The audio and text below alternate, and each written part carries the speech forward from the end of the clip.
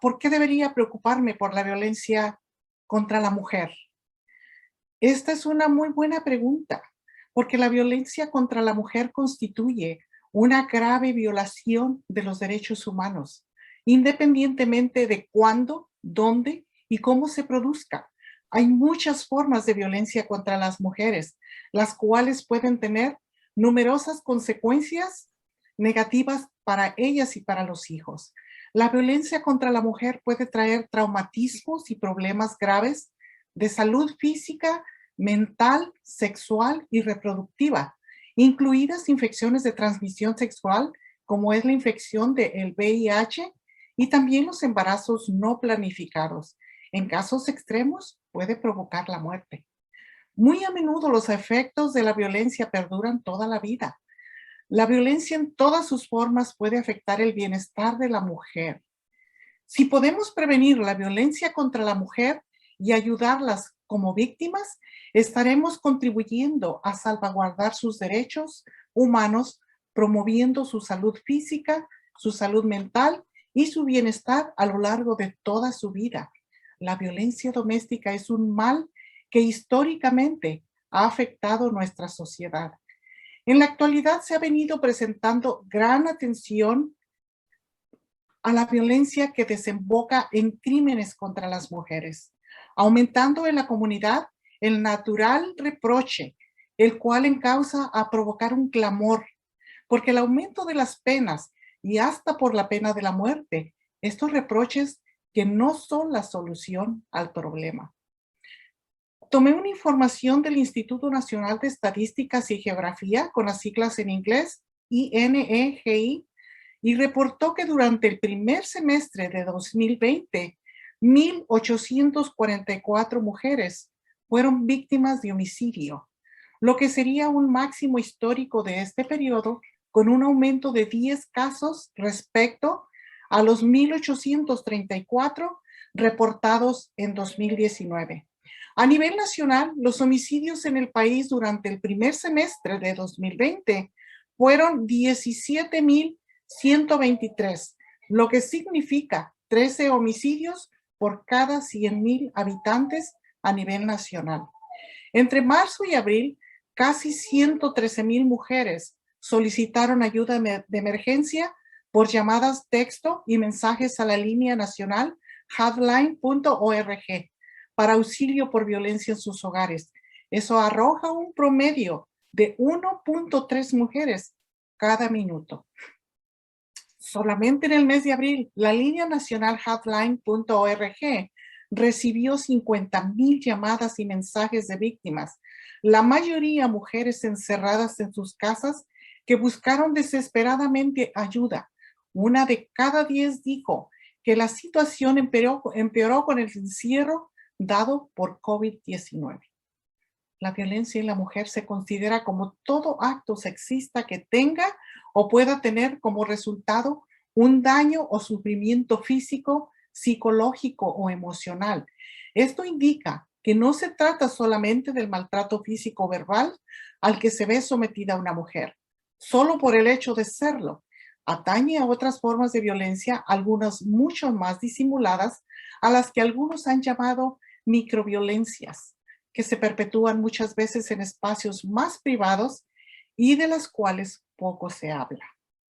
Les voy a nombrar algunos tipos de violencia porque esto ya se los han categorizado, como es la violencia doméstica. Les daré un poquito y breve información de lo que es cada una. La violencia psicológica es el maltrato que constituye una forma de abuso más sutil y difícil de percibir, pero no por eso menos traumático para las mujeres que lo padecen.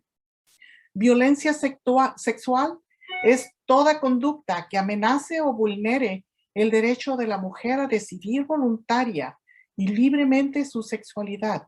Esto no es solo en el acto sexual, sino toda forma de contacto o acceso. La violencia patrimonial y económica. Esta se considera una conducta que está dirigida a ocasionar un daño a los bienes muebles o inmuebles en deterioro del patrimonio de las mujeres víctimas de violencia o a los bienes comunes. incluyendo todo acto que genere limitaciones económicas enfocadas a controlar los ingresos de la mujer o la privación de los medios económicos indispensables para vivir. La violencia simbólica es otro tipo de violencia. Es la que se ejerce a través de patrones repetidos como mensajes, fotografías que divulgan y figuran relaciones de dominación, desigualdad y discriminación. El acoso o hostigamiento es toda conducta abusiva y especialmente los comportamientos como las palabras, actos, gestos, mensajes electrónicos que van dirigidos a perseguir, intimidar, chantajear y vigilar a una mujer. Abuso que atenta contra la estabilidad mental de una mujer.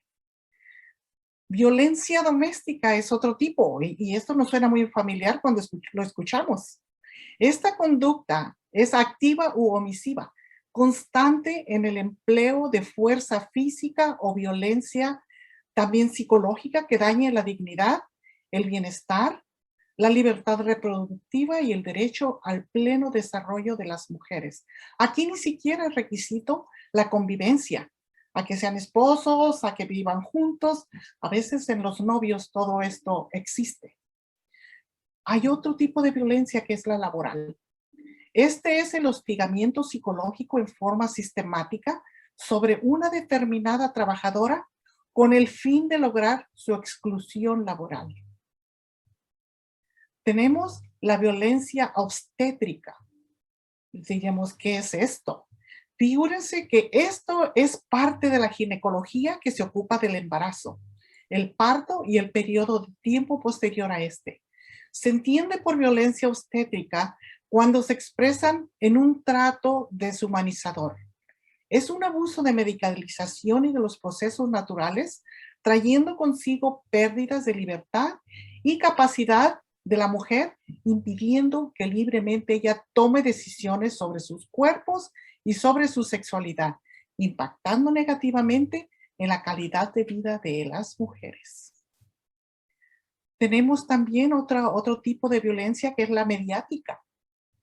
Esta es aquella publicación o difusión de mensajes e imágenes estereotipados a través de cualquier medio masivo de comunicación, que de manera directa o indirecta promueve la explotación de mujeres o sus imágenes, que difame, discrimine, deshonre, humille o atente contra la dignidad de las mujeres, así como también la utilización de mujeres, adolescentes y niñas en mensajes e imágenes pornográficas.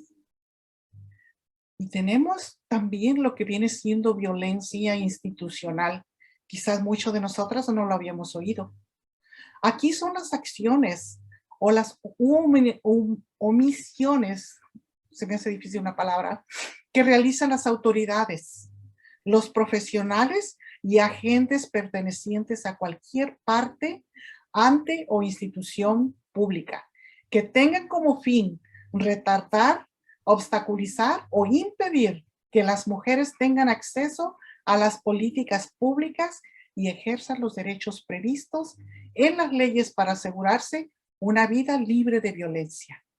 A grandes rasgos es así como se han categorizado muchos abusos, y no son todas, hay muchos más, pero sí yo creo que se considera muy efectivo irlos reconociendo, identificando. Quizá algunos de ustedes dirán, oh, yo sabía de esto, pero no sabía que se llamaba así.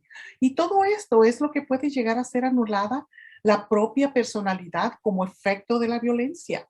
Muchas mujeres se ven sumergidas en la violencia doméstica, visualizando más dificultades e inseguridades que posibilidades de ayuda y salida al problema, rodeadas al mismo tiempo de mitos que justifican la violencia de la que son víctimas.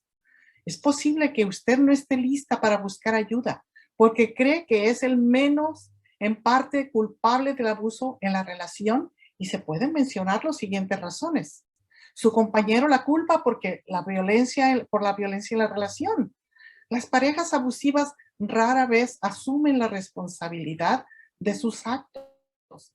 También quiero mencionar que la violencia no solamente existe en las mujeres, Muchos hombres también la están sufriendo, pero ellos tienen más temor de reportarlo.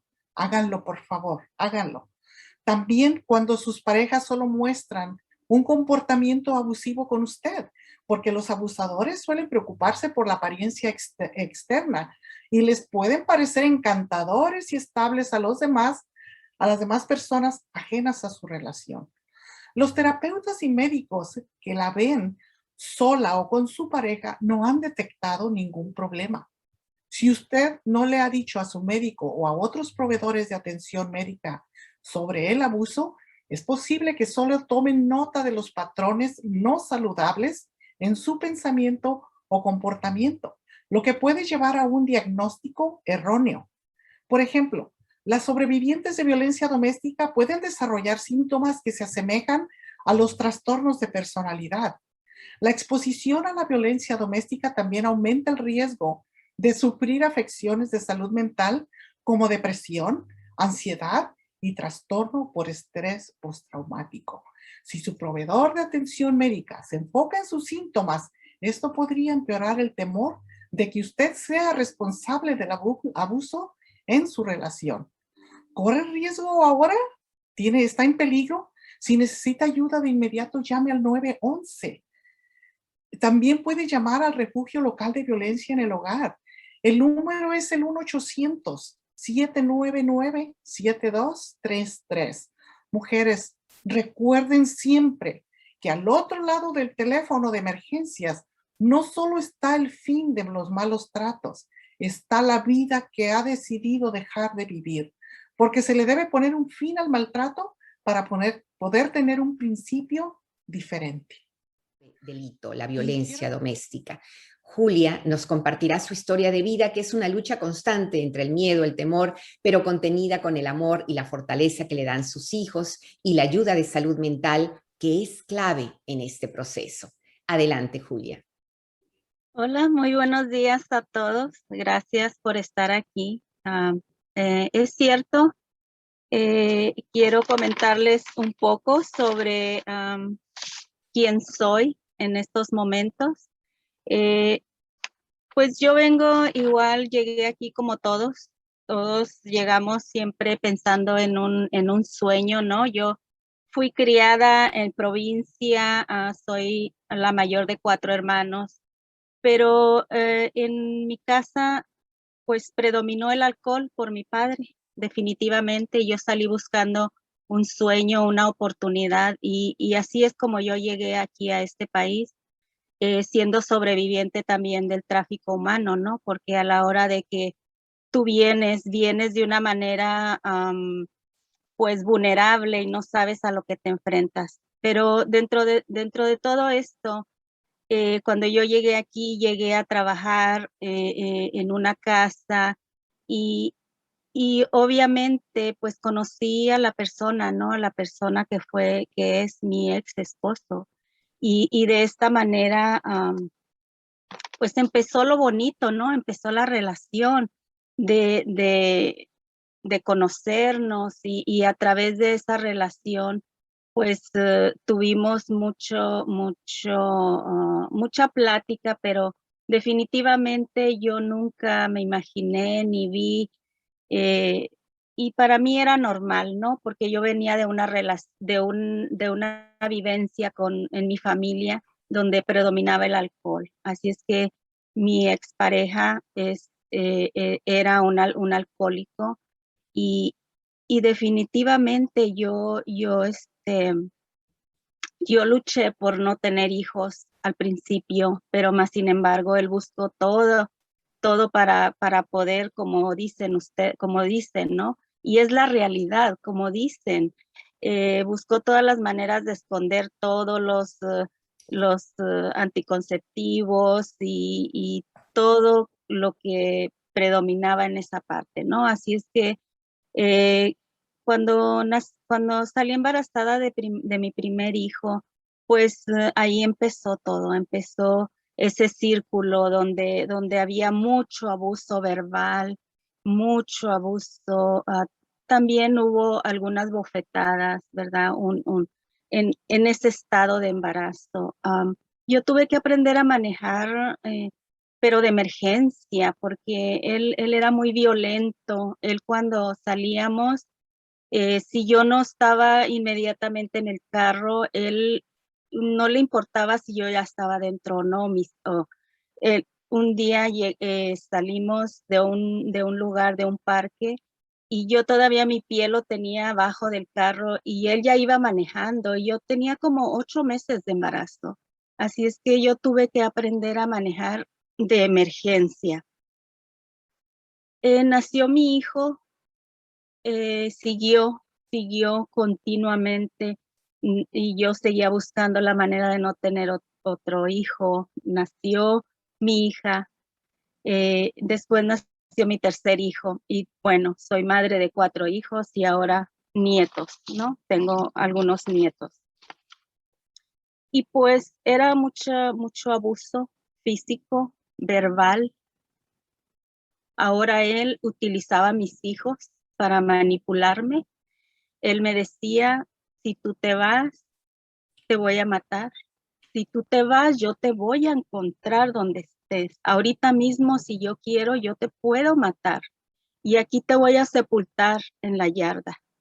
Así es que eran unas formas de tanta intimidación que yo no era dueña. Yo no era dueña de mi vida. Yo tuve que aprender a vivir bajo todo lo que él decía. Él solamente me miraba y yo ya sabía lo que él quería.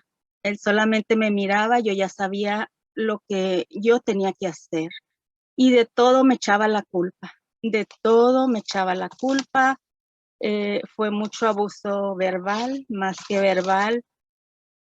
El físico, cuando mis hijos crecieron, pues el mayor fue el que más vio todo lo que pasaba. Y a raíz de eso, pues la violencia destruye familias. Mi familia, mis hijos, mi hija salió muy chica, a los 15 años, pues buscó la salida, se fue con su novio. Mi hijo cayó en drogas y, y a raíz de las drogas, pues era una vida vulnerable para él, ¿no? Y después, cuando él ya estuvo en drogas, en el 2003, precisamente, que tuvo una niña, lo cual su niña, pues, su mamá no iba a estar con nosotros. También ella estaba muy vulnerable, iba a durar 20 años en la cárcel, ¿no? Así es que mi hijo, pues, se vino todo el proceso y el papá era el que iba a tener la niña. Pero definitivamente, pues en el 2003 fui mamá otra vez. Me convertí en mamá, me enamoré de esta niña, y lo cual fue una lucha muy grande, dentro de la violencia que nosotros vivíamos. Pero ante todo esto, en la escuela fui desarrollando un poco liderazgo, y a través de la escuela había pláticas, lo cual yo no asistía porque yo tenía el tiempo muy controlado. Yo no era dueña, como digo, de mi voz ni de mis acciones por tanto control que yo tenía. Entonces, en nuestra casa, nuestros hijos no podían ver el teléfono. Él siempre, cuando estaba tan alcoholizado, agarraba el teléfono y decía, no lo pueden usar nunca, aunque haya una emergencia. Manipuló tanto a mis hijos que el teléfono no era un, ¿cómo se dice? Algo como para tú protegerte, ¿no? No era una herramienta para salvarte. Y pues bueno, en el 2000, en esas pláticas, y yo ya estaba en la búsqueda, y tuve la gran suerte de encontrar una persona que cuando ella habló, yo capté el mensaje, y no lo hice en grupo, porque era en grupo ese taller, pero yo lo hice en en privado. Y yo le dije, esto es lo que está pasando en mi familia, ¿qué puedo hacer? Estoy buscando ayuda, ya no aguanto. Y, y, y fue una decisión, una gran decisión en esa búsqueda. Ella obviamente trabajaba a través, como ahorita está la detective aquí, ella lo llevó al detective, yo firmé firmé una forma diciendo todo lo que decía, todo lo que podía hacer. Al final decía, ¿usted está en peligro?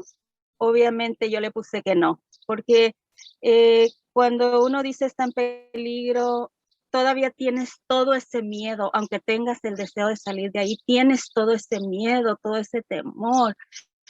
Pero bueno, al 2000, como les dije, el 2008, el 2010 se presentó ya la situación. Él ya estaba muy descontrolado, no sé si eran drogas, era alcohol, y un día llegó demasiado tomado y me dijo, pues te tienes que ir, hoy te vas de la casa, hoy te vas. Y le dije, ok, me voy.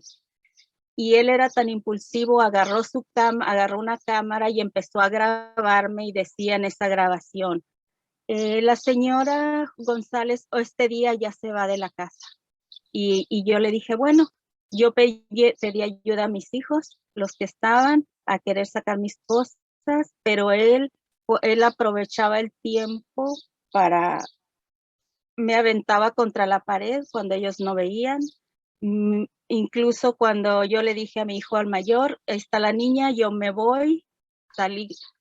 Cuando yo di la espalda, él me dio una patada que yo no supe ni cómo me levanté, porque definitivamente era tan difícil que yo no podía ni tocarme la parte de atrás, me la dio en el cox, pero como pude, yo salí corriendo, mis hijos lo detuvieron, agarré las llaves, me manejé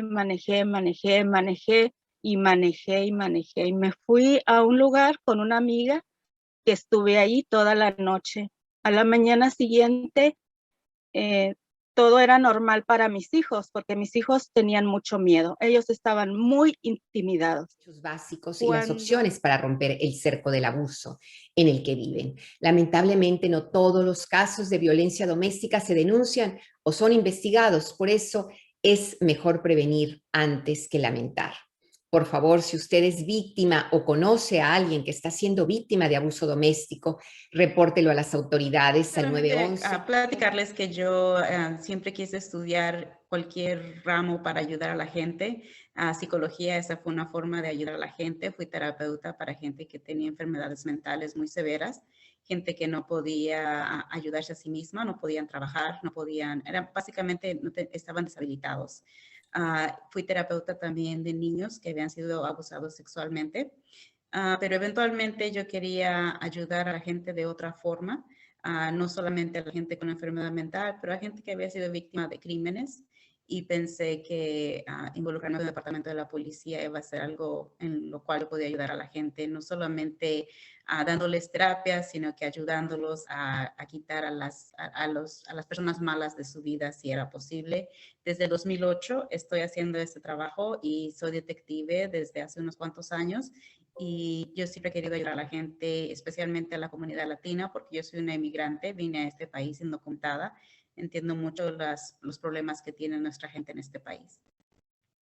Muy bien, gracias, gracias. Y bien, podría compartirnos entonces cuál es su labor justamente dentro del Departamento de Policía de Los Ángeles, detective apreciado. Así es, en este momento soy detective, que lo que quiere decir es que cuando la gente llama al 911, los oficiales en uniforme responden y toman un reporte criminal o arrestan a la persona que haya cometido un crimen. Después de que se arresta a la persona o que se toma un reporte, ese reporte viene a mi despacho y yo estoy encargada de investigar ese crimen. Por ejemplo, cuando es violencia doméstica, cuando la gente habla al 911 está obviamente en momentos de crisis, y es porque tienen miedo, han sido ya sea abusados físicamente, psicológicamente. Entonces los oficiales toman un reporte y yo soy la que después contacto a las víctimas para tomar nuevamente su testimonio después de que ya las cosas se han calmado un poco. Entiendo que a veces cuando uno llama a la policía no puede dar su historia completa, sino solamente lo que pasó en ese momento. Los oficiales usualmente toman reportes por la violencia que ocurrió al instante. No es que no les importe, no es que no quieran saber el historial, pero ellos solamente pueden arrestar a una persona basado en hechos que hayan sucedido en ese momento. Entonces, mi responsabilidad es hablar con las víctimas y tratar de obtener un historial, saber cuántas veces ha sucedido esto anteriormente. Como la señora González decía, tenía años de ser víctima de violencia doméstica, pero nunca lo había reportado. Entonces, mi trabajo es agarrar una historia completa para poder presentarlo a los abogados. A veces se puede arrestar a la gente cuando están ahí, como dice la señora, y estaba explicando un poco que ella llamó a la policía y le dijeron que no podían arrestarlo. En realidad, un poquito de educación sobre eso, sí lo podemos arrestar. Cuando se trata de violencia doméstica, no importa si haya sucedido enfrente de nosotros o no, no importa cuánto tiempo haya pasado entre el hecho y cuando nos han llamado a nosotros. Si ustedes están acusando a alguien de haberlas golpeado, haberlas amenazado y esa persona fue su pareja, ya sea novio, esposo, ex esposo, padre de un hijo, aunque no estén juntos, alguien con quien ustedes hayan vivido juntos, nosotros podemos arrestar a esa persona inmediatamente. Aún más si ellos están en el domicilio donde ustedes también viven. Por ejemplo, en el caso de la señora González, dijo que la había sacado de su casa, la había corrido de su casa. Ella podía habernos dado permiso de entrar al departamento, a la casa y decir, esta es mi casa, apuntar a la persona, decir, identificarlo al 100%. Él fue el que me golpeó, él fue el que me corrió y entonces nosotros podemos ir y arrestar a esa persona. Cuando el agresor no está ahí presente, se hace un reporte y entonces es mi trabajo tratar de encontrar a esa persona y arrestarla eventualmente. Si no es arrestada, presentamos el reporte a los abogados de la ciudad, si es un caso menor, y a la alcaldía, que son los abogados también de la ciudad, pero son más del condado, cuando es un crimen mayor. La diferencia es, en un crimen menor, como le pasó a la señora González, sabemos que hubo violencia física, pero no hay marcas, no hubo algo que fuera a pasar a mayor. Por ejemplo, ella no iba a fallecer a causa de una patada. Ahora sí, desgraciadamente tenemos casos en los cuales, perdón, es mi perro, la ofensa es un poquito más grande, lo tienen cortadas, que intentan asesinarlos, intentan ahorcarlos.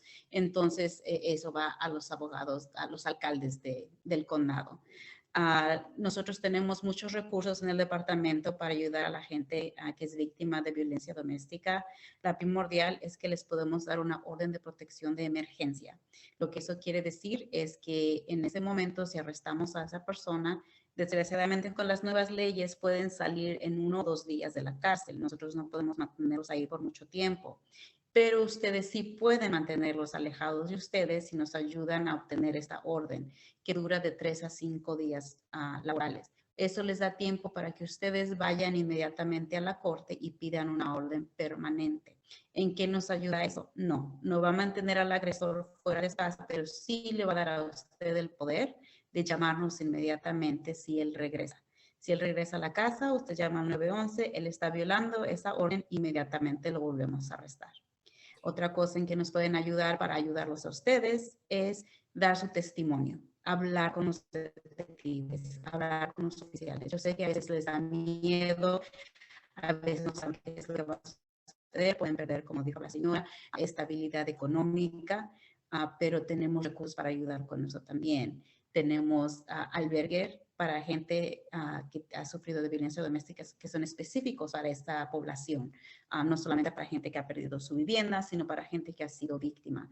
Tenemos un programa que la ciudad, el alcalde Garcetti puso en el 2017, lo expandió a todas las divisiones de Los Ángeles que tienen el DART Team, que es un equipo de un oficial y un trabajador social que van a este tipo de llamadas para dar cualquier tipo de ayuda, no solamente legal, sino también ayuda de dar terapia, conectarlos con recursos de terapia, conectarlos con recursos para víctimas de un crimen, que puede incluir ayuda económica, a relocar a la persona a un lugar donde se sientan más seguros. Entonces, lo que yo siempre le digo a mis víctimas es, ayúdanos a ayudarte. Yo quiero que tú no sigas siendo víctima, yo quiero que tú salgas de esta situación, así es de que habla conmigo, identifica a esta persona al 100%. Yo sé que a veces dicen, pero es mi esposo, no saben quién es mi esposo, pero los abogados quieren que me digas específicamente, este es mi esposo Juan de tal, esta es una fotografía de él me hizo X, Y y Z y estoy dispuesta a testificar en contra de él.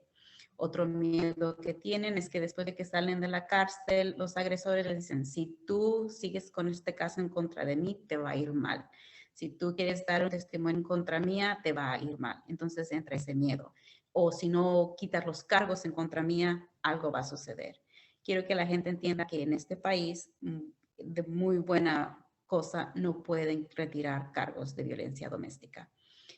Usted no es la persona que está poniendo los cargos en contra del agresor, es la ciudad o el condado quien lo está haciendo. Usted básicamente es una víctima, pero es más que nada un testigo del acto criminal.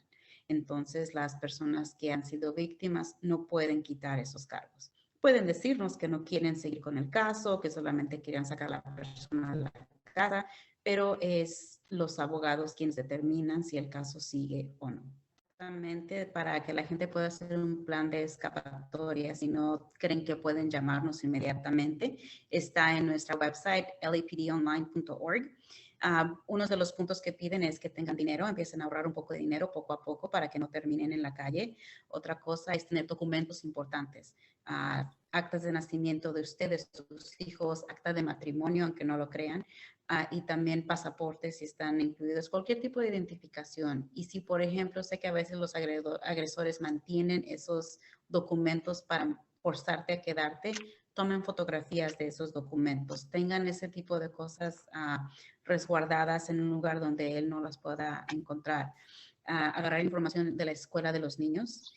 Y también tener ropa disponible, 1 o 2 mudas de ropa disponible. En realidad, la única forma en que el Departamento de Servicios Sociales puede quitarle a los niños a una víctima es si esa víctima se rehúsa a ayudarse a sí misma.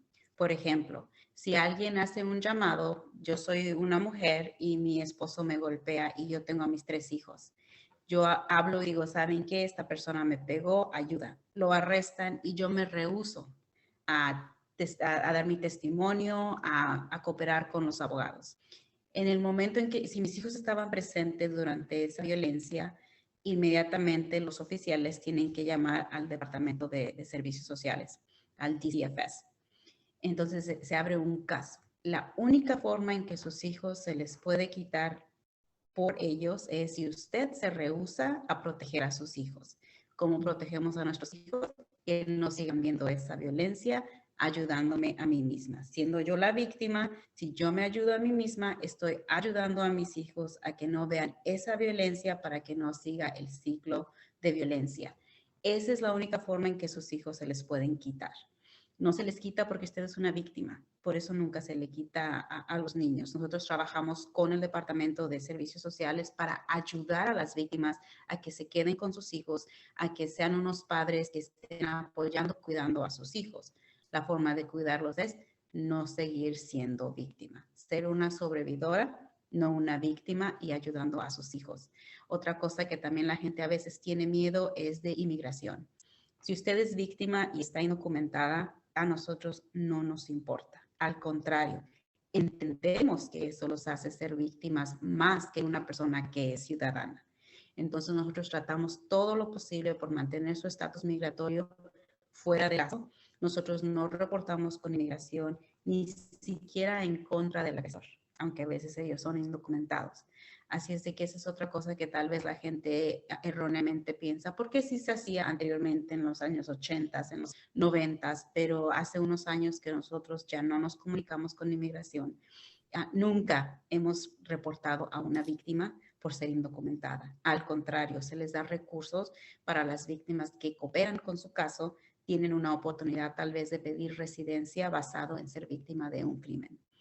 Así es de que esas son las dos cosas que usualmente las madres tienen miedo a llamar porque piensan que una de dos les van a quitar a sus hijos, que no es verdad. La única forma que se quitan a los hijos es si usted quiere que sus hijos sigan en ese ciclo de violencia. Y eso es, nosotros no quitamos a los niños, es el Departamento de Servicios Sociales y Inmigración. Nosotros nunca nos comunicamos con Inmigración, ni siquiera en contra del agresor. Y yo como vecino, testigo de un caso de violencia doméstica, ¿puedo hacer una denuncia anónima? Así es. Si usted llama al 911, usted tiene la opción de mantenerse en el anonimato. Nosotros solamente le preguntaremos dónde está en este momento, si está viendo lo que está sucediendo o qué información tiene. Y siempre se le pregunta, los operadores le van a preguntar, ¿desea dar su nombre? ¿Desea ser contactado por los oficiales? Si ellos dicen, no, no quiero que me contacten, no quiero involucrarme, no hay problema. Con que nos hayan llamado, como lo hizo la señora Márquez, eso es lo único que necesitamos, ¿verdad? Una persona que esté viendo a alguien corriendo en la calle en peligro, que nos llame. No tiene que involucrarse, no tiene que dar un testimonio después. Eso es lo que nos da a nosotros la oportunidad de ir a esa área, buscar a la víctima o al agresor y tratar de ayudar. Busque ayuda antes de que sea demasiado tarde. Y les voy a pedir, por favor, a cada una de ustedes si pueden hacer compartir con nosotros para despedirnos una breve reflexión sobre este tema y sobre esta conversación. Adelante. Empezamos contigo, Julia, ¿te parece? ¿Tu micrófono?